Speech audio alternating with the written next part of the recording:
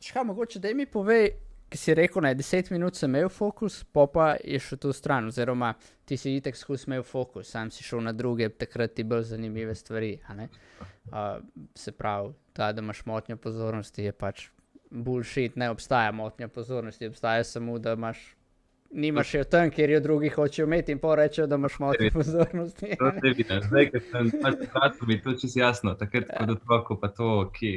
V bistvu jaz nisem vedel, zakaj sem jaz nisem tak, kot recimo ona punčka, ki sedi v prvi vrsti, ki je pridna, piše non-stop, lahko spremlja pouk, pač jaz tak nisem bil, jaz sem recimo v drugem razredu začel televizijo razstavljati. Pač to, ker me zanima, kakšna je noter, Ja, kako je bilo za tebe, ki si videl tam, sošolce, ki to lahko, pa ti, ki pač tega nisi mogel? V bistvu je bilo tako, na začetku nekako do nekega, dobesedno do 3. razreda nekako se tega niti nisem toliko zavedal.